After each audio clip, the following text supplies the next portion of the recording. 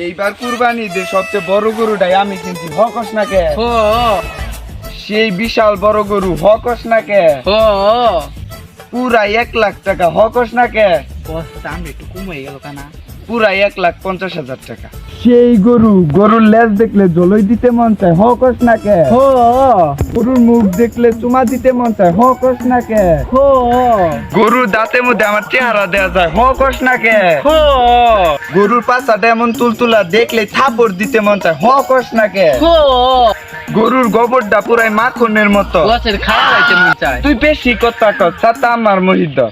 Chairman সাহেব, আমার তাহলে বিদায় করে দেন। তোরা দইরা রাখছে কেডা? তুই জাগা। চেয়ারম্যান সাহেব, তাহলে আমার টাকা? ও কিসের টাকা পায়? বস ওই তো আমাদের ট্রাক ড্রাইভার। আমি তো ভাবছিলাম ও হলো পাশের বাড়ি মুখলেস, সেই জন্য চাপা মারছিলাম, কারণ ও চাপা মারলে ও সারা এলাকা ছড়াই দিব। আচ্ছা, কত টাকা? পুরাই 4700 টাকা।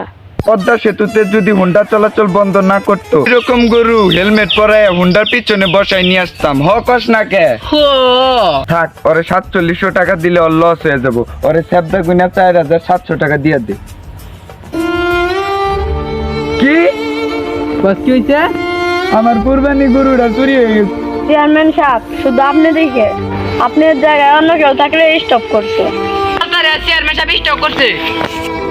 কি হয়েছে সাহেব? চেয়ারম্যান সাহেব স্টক করছে, দৌড় হসপিটাল নিয়ে জানাবো।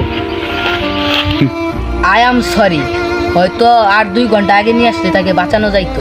কি রে আল্লাহর পুত, আমি 10 মিনিট আগে স্টক করছি। আবার চেক করি। বেশি এমবিবিএস ডাক্তার হয়ে গেছে। কি রে ভাই, কাম দোষ কে তুই? আমি তো সুস্থ হয়ে গেছি। তুমি বললে তোমার সব সম্পত্তির মালিক আমি হইতাম। আমার বুয়া লাগছিল।